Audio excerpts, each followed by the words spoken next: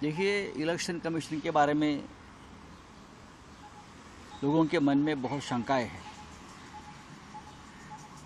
Election commission एक neutral body है, एक संवैधानिक संस्था है, लेकिन जिस तरह से बार बार हमको जाकर सभी विपक्षी दलों को जाकर चुनाव आयोग के सामने हाथ जोड़ना पड़ता है,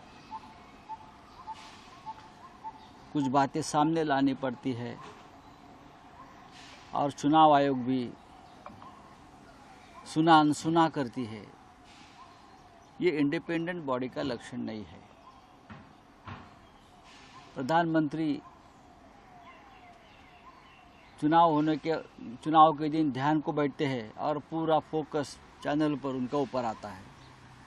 ये एक प्रकार से आचार संहिता, कोड ऑफ कंडक्ट का उल्लंघन है। देश के गृह मंत्री जो जयराम रमेश जी ने कहा है, देश के गृह मंत्री देश के विभिन्न क्षेत्र में लगभग 150 कलेक्टर और डीएम को फ़ोन करके जो सूचना देते हैं, ये कोड ऑफ कंडक्ट का उल्लंघन है। पोलिंग एजेंट को जिस तरह से रोका गया पोलिंग एजेंट उम्मीदवार की, ये भी ठीक नहीं है, पहले कभी हुआ नहीं था। एग्जिट पोल जिस तरह से आ रहे हैं और उस माध्यम से प्रेशर किया जा रहा है लोगों के ऊपर मानसिक, ये भी कोड ऑफ कंडक्ट का उल्लंघन है। कल अब काउंटिंग शुरू होगा, तब क्या होगा मुझे पता नहीं।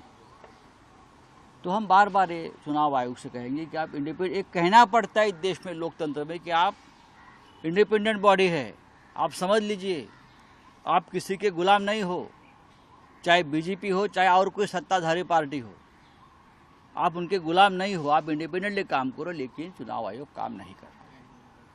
चुनाव आयोग बीजेपी की एक्सटेंडेड ब्रांच, बीजेपी की एक शाखा इस तरह से काम कर रहे, इसलिए इस देश का लोकतंत्र 10 साल में संकट में आया, खतरे में आया।